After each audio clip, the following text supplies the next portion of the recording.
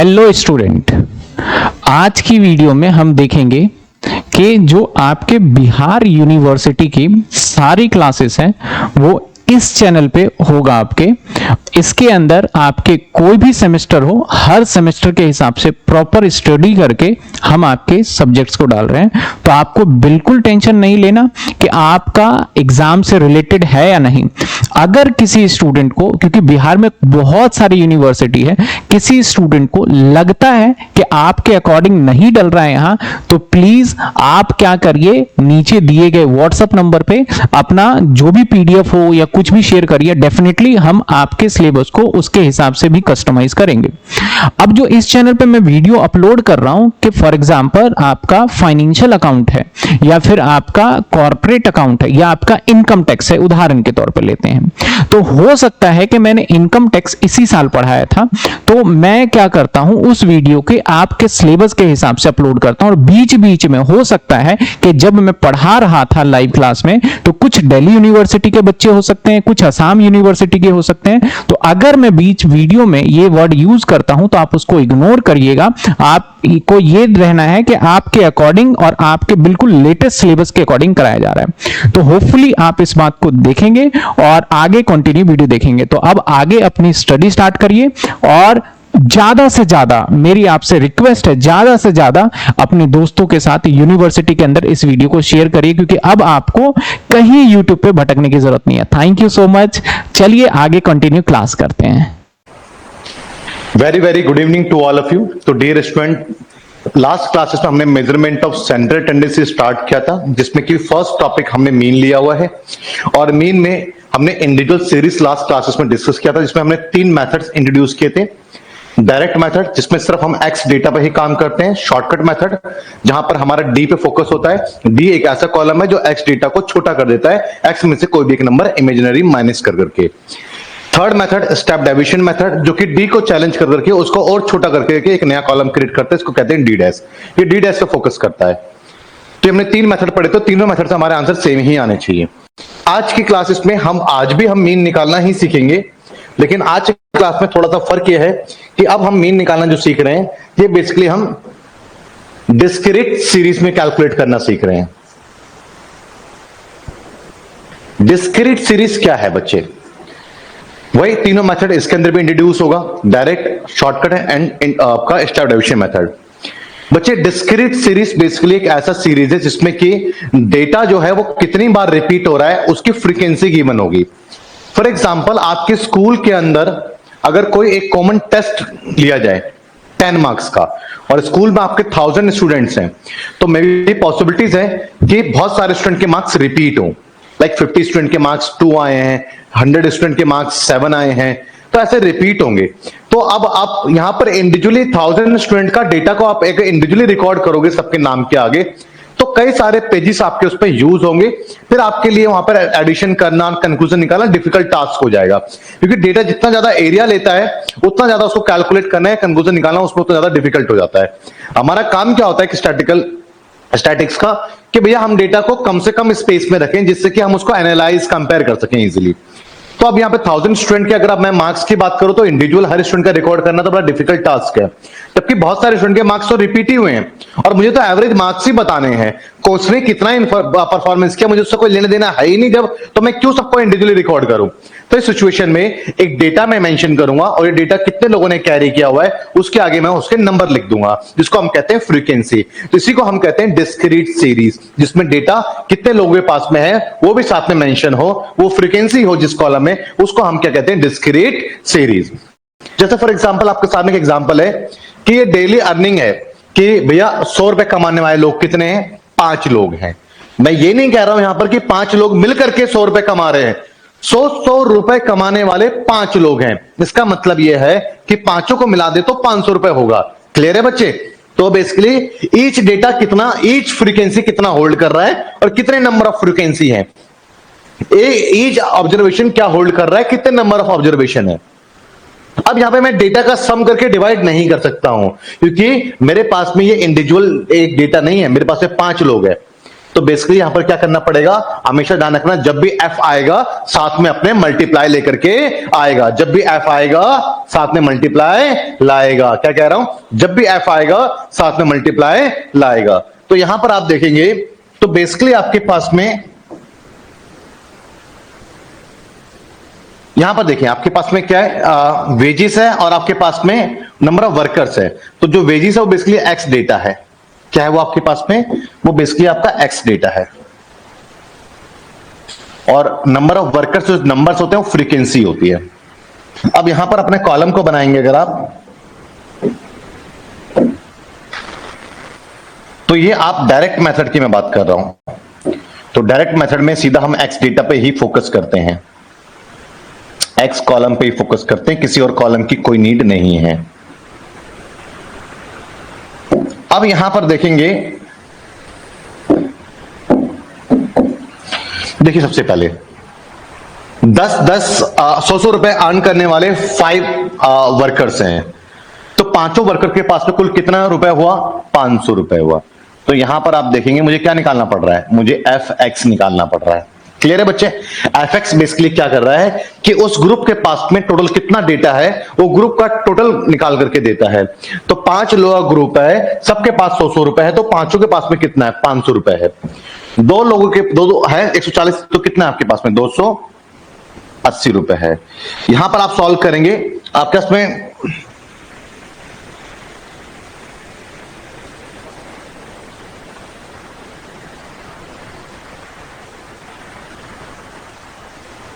$1020 है। जहां पर देखेंगे आपके पास में बेसिकली 800 हुआ, और यहां देखेंगे आपके पास में तो 25 दिया 75, और ये आपके पास में 750 हुआ। तो एक ग्रुप है 5 लोगों का और हर कोई 100 कैरी कर रहा है वेजेस। तो पांचों लोगों के पास में कितना हुआ, 500 हुआ। 2 लोग हैं, हर किसी के पास में 140 है, दोनों के पास में कितना है, 280 है। 6 लोग हैं, सबके पास 170, तो टोटल कितना हुआ, 1020 हुआ। 4 लोग हैं, सबके पास में 200 वेजिस आता है, तो चारों के पास कितना हुआ, 800 हुआ। तो हर ग्रुप में टोटल कितना है, उस टोटल को निकालने के लिए मुझे एफ एक्स करना पड़ रहा है। अब मुझे क्या करना है, यहाँ पर समीशन ऑफ एफ एक्स करना है। अब समीशन ऑफ एफ एक्स करेंगे यहां पर हम बेसिकली, तो आपके पास में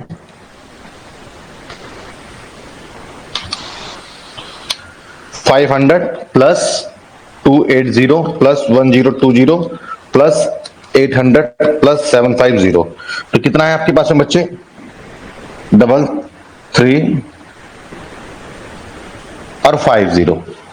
क्लियर है, तो कितना हुआ हमारे पास में, 3350 हुआ टोटल। तो अब बस मेरे लिए मीन निकालना आसान हो गया, क्योंकि मेरे पास में हमेशा जब भी एफ होगा तो एफ का सम होगा। ये बात तो तय है कि भैया एफ का सम होना है, जिससे पता तो लगे कि नंबर ऑफ ऑब्जर्वेशंस कितने हैं। तो 5 लोग, 2 लोग 7, 7 और 6 13 लोग, 13 और 4 17, 17 और 3 20 लोग हैं। तो हमेशा एक एफ का सम होगा, ध्यान रखिएगा। डिस्क्रीट सीरीज में एफ का सम होगा। डिस्क्रीट सीरीज कहते किसे है, जहां पर फ्रीक्वेंसी इन्वॉल्व हो जाती है कि ये डेटा कैरी करने वाले कितने नंबर ऑफ पर्सन है, वो फ्रीक्वेंसी है। तो कभी फ्रीक्वेंसी आ गया वो डिस्क्रीट सीरीज का पार्ट आपका हो गया। अब फ्रीक्वेंसी के अंदर आप क्या करेंगे, ऑलवेज फ्रीक्वेंसी का सम तो होना ही होना है। दूसरा उस कॉलम का सम होगा जिसको एफ मल्टीप्लाई करेगा, जिससे एफ गले मिलेगा, उसका सम होगा। मेरी बात समझे नहीं समझे, तो यहां पर एफ एक्स का सम हुआ।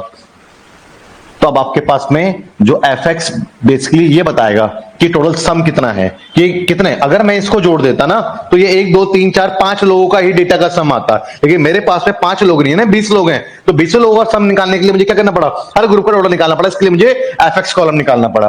तो समीशन ऑफ एफ करेंगे और एक्स बार इक्वल्स टू आपके पास में 3350 अपॉन में 20 सॉल्व करेंगे बच्चे। एक्स बार इक्वल्स टू 2 1 जा 1 1 2 6 12 1 2 7 14 और 0.2 5 10, ये इसका एवरेज आएगा। कैलकुलेटर से भी कैलकुलेट कर सकते हैं।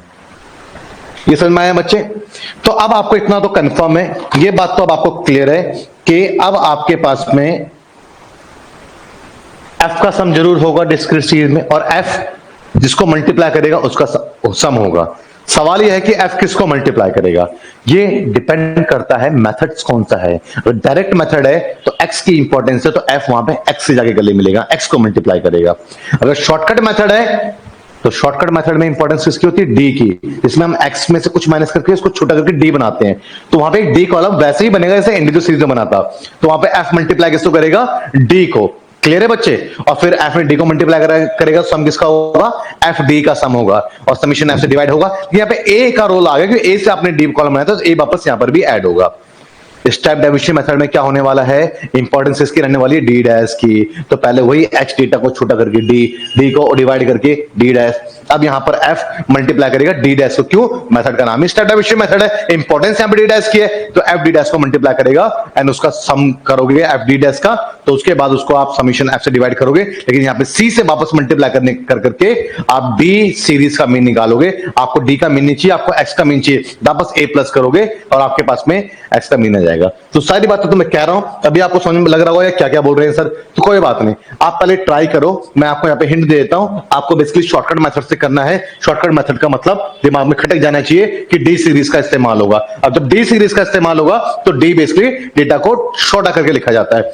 ये डेटा आपके पास में है, डेली वेजिस एक्स, इसको छोटा करके लिख दो, कोई भी एक नंबर माइनस कर दो, वो आपके पास में डी आ जाएगा। जब डी एफ तो सम होगा ही होगा, वो तो छोड़ दो, आपको भूल जाओगे भी एफ सम होगा नहीं होगा, होगा 100% होगा। बाकी उस कॉलम का सम होगा जिसको एफ मल्टीप्लाई करेगा, और यहां पर एफ मल्टीप्लाई किसको करेगा? एफ मल्टीप्लाई करेगा यहां पर बच्चे डी को। तो एफ डी कॉलम जो निकालोगे डी, जैसे पहले निकाला था वैसे ही एक्स में से कोई एक नंबर माइनस कर दो, 100 है तो 100 ही माइनस कर दो, चलो आपके पास में क्या आ गया? डी। अब एफ डी को मल्टीप्लाई करके एफ डी आ जाएगा, एफ डी का सम करोगे, डिवाइडेड बाय समीशन एफ करोगे। लेकिन यहां तो डी पे फोकस हो रहा है, वापस आपको ओरिजिनल डेटा का मीन निकालने के लिए ए को ऐड करना पड़ेगा। एक बार आप ट्राई करें, आंसर कमेंट करें, उसके बाद फिर मैं आपको लेकर के आगे चलता हूं। क्लियर है बच्चे? जल्दी करो जरा इस क्वेश्चन को। हाँ जी, देखिए बच्चे, जैसे कि आपके पास में मेथड का नाम है शॉर्टकट मेथड। इसमें जो इंपॉर्टेंस है बच्चे वो डी कॉलम का होता है, और डी कॉलम क्या होता है? एक्स में से कोई भी एक नंबर आप माइनस कर दो, अज्यूम कर लो, जो भी अज्यूम करना है वो अज्यूम कर लो, ए है। अब आपको टीचर बताते हो कि बीच वाला ही अज्यूम करो, बीच वाला भी कर लो, उससे भी कोई फर्क नहीं पड़ेगा। इससे बाहर कोई नंबर आपके मन में आ रहा है उसको अज्यूम कर लो, फर्क कुछ भी नहीं पड़ेगा आपको। क्यों अज्यूम करना, तो कुछ भी अज्यूम करो। ये आपका क्या है बच्चे? एक्स। ये आपका क्या है? एफ। मुझे चाहिए एक कॉलम डी, ठीक है, और उसके साथ साथ में एफ तो भैया मल्टीप्लाई करेगा, एफ आएगा तो मल्टीप्लाई लाएगा। अब किसको साथ में करेगा? तो यहां तो डी आया है ना, तो डी को करेगा, क्योंकि मेथड पे डिपेंड करता है कि भैया वहां पे कौन सा इंपॉर्टेंस है, डी की डी को करेगा, एफ डी।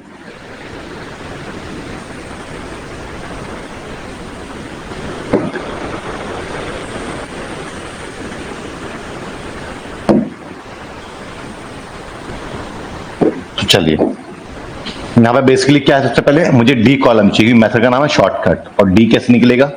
एक्स माइनस ए। ए आपके ऊपर है भैया, आपकी इच्छा के ऊपर है, जिससे आंसर पे कोई फर्क नहीं आने वाला है। मैं 100 मान लेता हूं, सबसे छोटा नंबर मैं इसलिए मानता हूं ताकि मेरे लिए कोई नेगेटिव पॉजिटिव दो तरह के रिजल्ट ना आए, एक ही साइन का रिजल्ट आएगा, मेरे लिए ऐड करना आसान हो जाता है, कैलकुलेशन आसान हो जाती है। तो ये 0, ये 40 हो गया बच्चे, ये 70 हो गया आपका, ये आपके पास में 100 हो गया, और ये आपके पास में बच्चे 150 हो गया। अब मैं सम नहीं कर दूंगा, एफ सम एक तो एफ का होना ही होना है, तो आपको पता है कि समीशन ऑफ एफ तो होना ही होना है, जो कि कितना है? 7 और 6 13, 13 7 3 20। इसका तो हमेशा होगा। एक और कॉलम का सम होगा, उसका जिसकी इंपॉर्टेंस है, डी की इंपॉर्टेंस डी, तो डी का सम हो जाएगा, ऐसा नहीं है। एफ जिसको मल्टीप्लाई करेगा उसका सम होगा, और अब एफ मल्टीप्लाई किसको करेगा?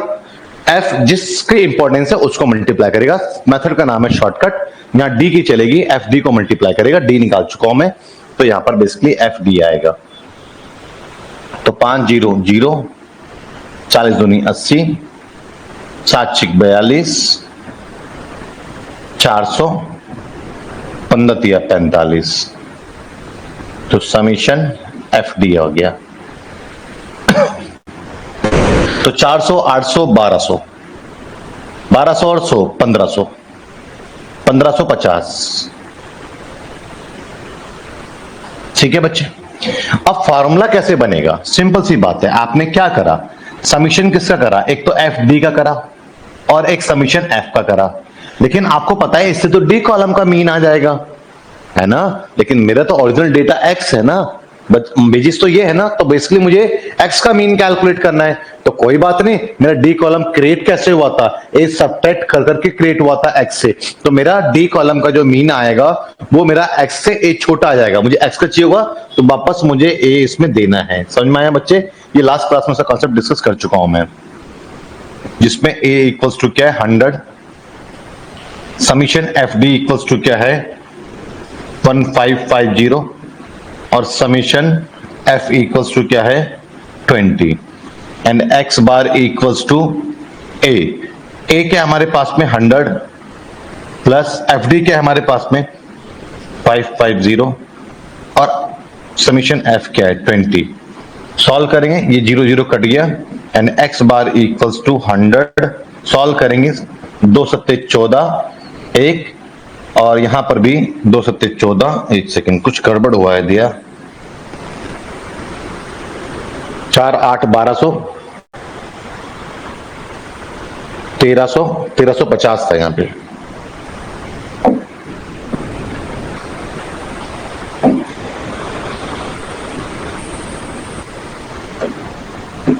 $1350, तो 1350 अपॉन में 20। यहां से मत काट देना बच्चे, बेसिक कैलकुलेशन की वीडियो अपलोड कर चुका हूं, देख लो एक बार कैसे कैलकुलेशन होता है। कैलकुलेटर भी सिर्फ गुणा कर सकता है आपका, आपको कैलकुलेशन की समझ नहीं देगा, इसलिए मैं आपको कह रहा हूं वो क्लास जरूर देख लेना अगर प्रॉब्लम है तो। आपको 2 6 12, 2 7 14 और 2 5 10, तो इन एक्स बार इक्वल टू पहले डिवाइड होता है फिर उसका एडिशन होता है 167.5। ये आपका आंसर है। क्लियर है बच्चे? उम्मीद करता हूं कि आपको अच्छे समझ में आ गया होगा। क्लियर है? अब बच्चे बात मैं करता हूं स्टेप डेविएशन मेथड पे, जो कि आपके डी कॉलम को भी चैलेंज करता है कि भैया मैं आपको डिवाइड करके और भी छोटा कर दूंगा। तो पहले डी कॉलम तक तो आना पड़ेगा, जैसे मैं अभी आया था। आ सकते हो, बिल्कुल आ सकते हो। इसके बाद फिर डी को और छोटा करोगे, सी से डी, कोई भी नंबर ले लो, इससे आपके लिए डिवाइड करना आसान हो जाए। अब उसको ले लो, उसको डिवाइड कर दो, एक नया कॉलम क्रिएट करो डी डैश का।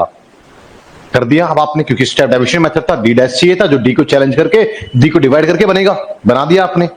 अब बात आती है कि सम किसका होगा। एक तो एफ का होगा ही होगा, डन। दूसरा एफ जिसको मल्टीप्लाई करेगा उसको। अब एफ मल्टीप्लाई किसको करेगा, या तो एक्स भी है, डी भी है, डी डैश भी है। अरे भैया मेथड के नाम को पढ़ो, स्टेप डेविएशन मेथड। इंपॉर्टेंस किसकी है, इंपॉर्टेंस किसकी है, डी डैश की। तो यहां एफ मल्टीप्लाई करेगा डी डैश को। समझ में आया आपको? तो यहां पे एफ डी डैश का आपका बेसिकली सम आएगा। क्लियर है?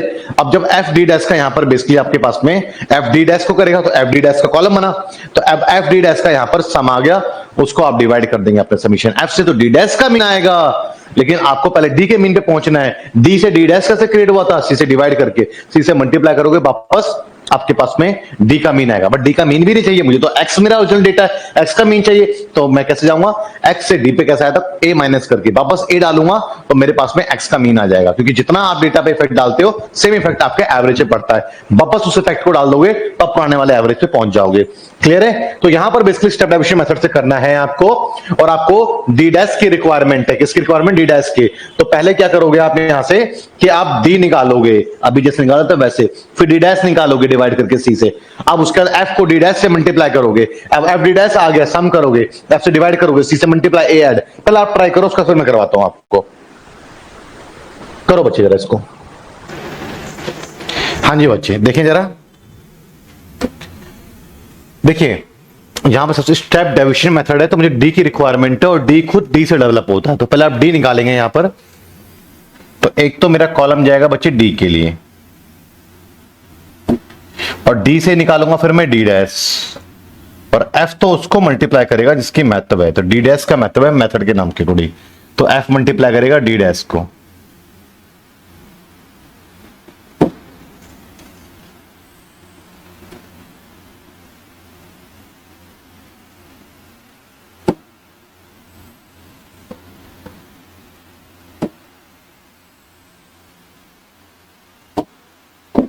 सॉल्व करते हैं यहाँ पे बच्चे। यहां पे मेरे पास में क्या है, एक तो आवाज आ रही है ना, ठीक है, एक्स है और ये एफ है। फर्स्ट ऑफ ऑल मुझे चाहिए डी। डी कैसे निकलेगा बच्चे, x में से a माइनस कर दो, और यहां पे मैं a क्या कंसीडर कर रहा हूं 100, तो 0, 40, 70, 100 और 150। अब यहां से d डैश निकालूंगा। d डैश का मतलब होता है कि d को किसी भी एक नंबर से डिवाइड कर दो, वो जो कन्वीनियंट है, जो उससे सब डिवाइड हो रहे हो, 10 से हो रहे हैं, 10 मान लेते हैं। तो 0, 4, 7, 10 एंड 15। अब f मल्टीप्लाई किसको करेगा, इंपॉर्टेंस d डैश की, तो d डैश को करेगा। तो f आपके पास में 5 0 0, 2 चौक 8, 6 सत्ते 42, 4 10 40 और 15 तिया 45। अब समीशन ऑफ f करेंगे हम,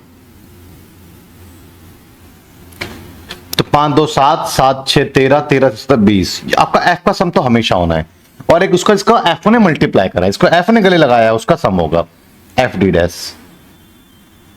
इसको जोड़ेंगे अगर आप, तो आपके पास में 40, 80, 120, 107, 107 और आपके पास में आ जाता है यहां पर 8, तो आपके 115। एक सेकेंड, ये क्या,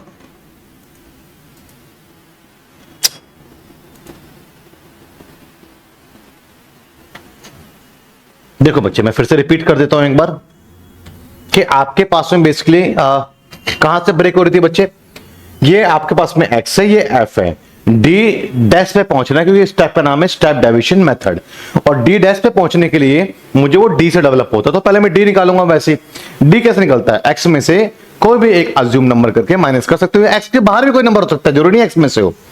तो यहाँ पे मेरे लिए आसान है कि मैं 100 मान लेता हूँ, 100 मैंने माइनस कर दिया। 100 क्यों माना, अरे छोटा नंबर मानूंगा तो सारे पॉजिटिव फिगर आएंगे, तो ऐड करना आसान रहेगा। तो यहाँ पर d में से मैंने 100 माइनस कर दिया सब में से, तो मेरे पास में d आ गया। अब d डैश कैसे आता है, d को किसी पर्टिकुलर नंबर से डिवाइड कर दो, d डैश हो जाएगा। तो कन्वीनियंट रहा सबको 10 से डिवाइड करना, तो मैंने सबको यहाँ पे 10 से डिवाइड कर दिया, और मेरे पास में यहाँ पे 0 आ गया, 7 0 4 7 10 एंड 15 आ गया मेरे पास में। क्लियर है बच्चे, समझ में आया आपको।